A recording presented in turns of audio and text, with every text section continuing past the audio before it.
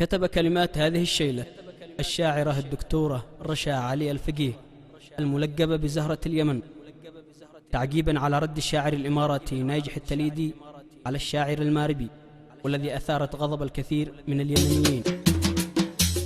قالت رشا بنت الفقيه المكرم أغلى من القاسم والمكتوم، مره وأبوها حر والناس تعلم إن اليمن وأهل اليمن سادة القوم، من جالنا بالطيب والسلم يسلم، ومن غزانا عادل الخلف مهزوم، عرب أصيلة خيرة أولاد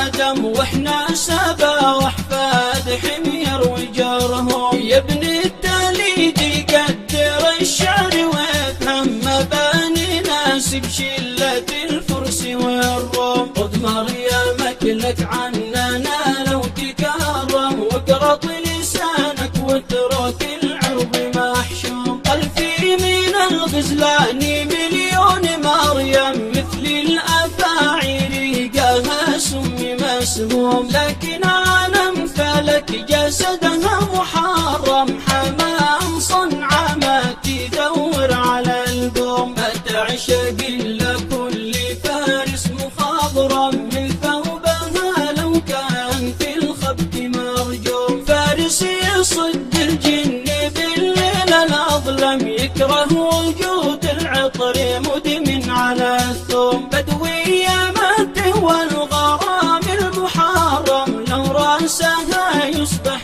في السيف مقسوم، يظهر على هيئة محارب ملثم، خذها على يمناك في البرد والحوم، تدخل تخوض الحرب من دون محرم، في يدها جرمل بنظر مدعوم، ويخلفها